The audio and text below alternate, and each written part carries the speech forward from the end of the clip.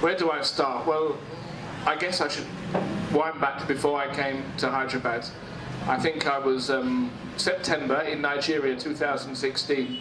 I was thinking, what am I going to do when I finish my job here?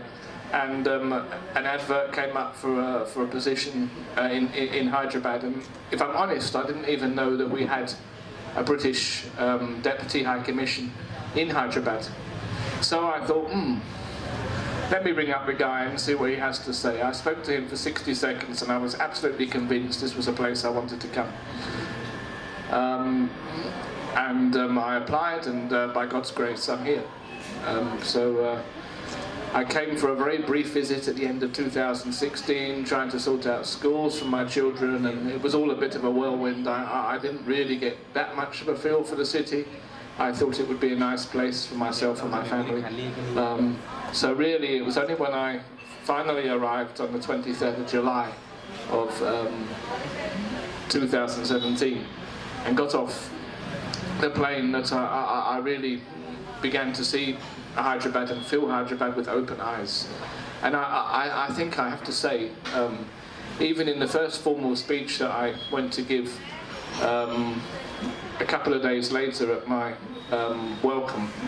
formal welcome and my predecessor's departure, I said, you know, the feeling I got was of a city that was more cohesive and more friendly than any other big Indian city that I've visited. And I've been to maybe 40 Indian cities in 30 years, I don't know, roughly.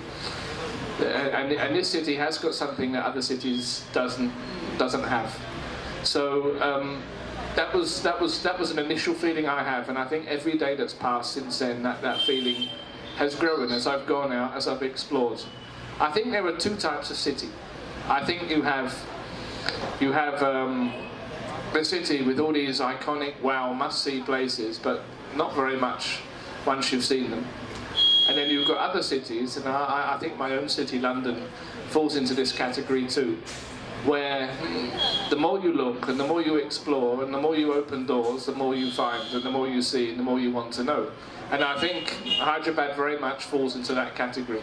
And I think I've been very lucky that since I've been here, I've stumbled upon various groups that like to go out and walk around and explore. Hyderabad Trails, of course, is particularly well known, and one that I've been a pretty active member of for most of the last 9 months.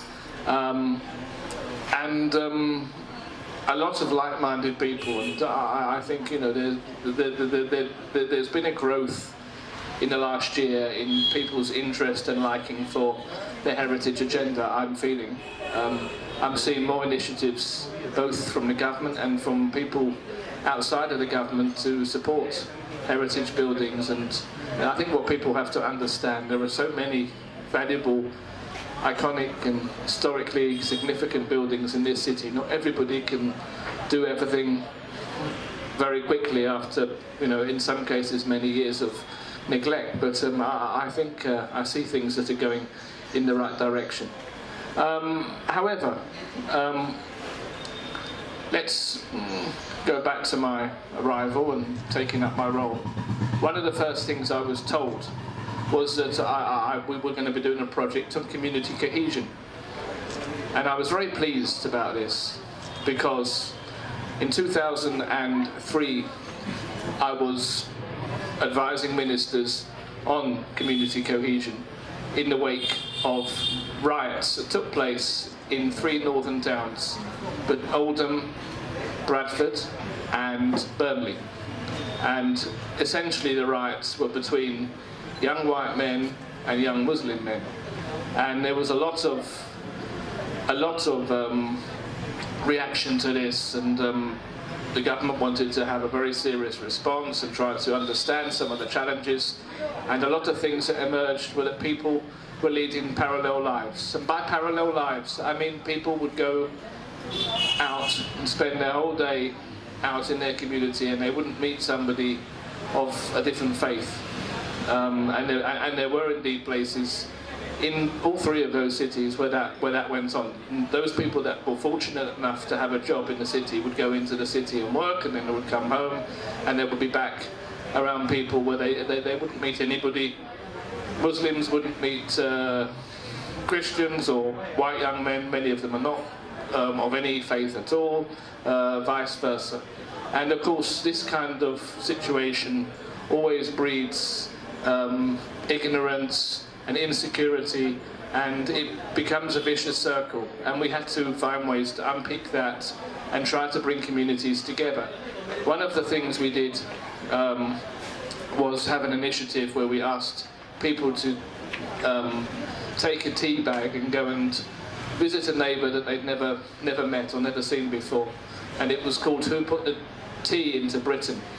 And this was all about the South Asian community and the UK.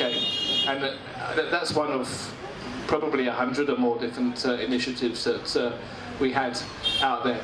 Anyway, we had this community cohesion project on the agenda for here, and we decided, in partnership with Rubaroo, some of you know Rubaroo, who's a local NGO based here, who do a lot of work with young people. We decided that we would do this community cohesion week around specifically faith, and we would do it during what in England we mark as Interfaith Week, which is the second week of November every year. So we identified a number of young people, some of whom I can see in the audience, who were trained, over 100 were trained around interfaith and around some wider issues, and just around, you know, unconscious bias and perceptions, and it was quite a lot of training that went on. I went to a few of the classes myself. A lot of the stuff took me back to what we did back in 2003, 2004 in the UK, and we ended up with all of these young people being asked to go out and do different projects. And some of them did peace marches, some of them did some miming in the street, some of them set up in the IMAX and did sessions about explaining about different faiths. My favourites were, of course, the walks, because that's where I actually got introduced to Hyderabad trails, and they were one of our extra partners in delivering a faith walk, which took us around Nampally, which is a fantastic place, full of Durgas, and a few other points. And then we did a second walk, which was organised by one of these groups of young people, and that was in partnership with a girls' college in the old city. And the plan on that walk was to go to visit a mosque, a church, and a Hindu temple. Most of the girls, probably 45 out of 50, were Muslim girls. There was a couple of Hindu girls and a couple of Christian girls. We went to the mosque. We went to the male section of the mosque. None of the girls had ever been in there before. That was something that caused a lot of excitement. And then we went to the Hindu temple, and the priest came and explained about some of the rituals. And then we went to church, and we sang a couple of hymns, and a lot of the girls were taking selfies, and it was a lovely atmosphere. And then we walked back to their college, and it's one of my favourite memories, I think, of my first year in Hyderabad, seeing the reaction of these girls and the conversations that took place after. And some of them, I still meet them from time to time around town now, and they still remember and they still talk in very positive ways about that experience. And I think, you know, again, this took me back to what we had. Now, I guess if you think about Quli Qutb Shah and about the legend or the truth or whatever you want to believe, I'm a romantic, so I like to believe in legends having more truth than not, and particularly this one. You know, here you have everything that would make up a Hollywood, or maybe it's a Tollywood blockbuster, don't you? You have a young man who finds his sweetheart whilst riding in the forest, whose father doesn't like it and locks him away, keeps him prisoner. He escapes in a stormy night, rides off on a horse, gets to a raging river, so worried he wants to swim across that river, find his sweetheart. He does. The father thinks, oh, I'm so impressed what my son's done. Okay, I'll chill a bit now. Let him see what happens. Although he wasn't allowed to marry that girl for a full 11 years, according to the legend, because many people disapproved of a noble young man marrying a Hindu dancing girl, mixed religion, mixed class marriages. Even today can cause a lot of controversy, and back in the 16th century, really it was probably a big deal and a big scandal. But I think my favourite part of that story is the part about Bagmati having the city founded where her village used to stand, and the city of Bakanagar where they laid the first foundation stone of the Shah.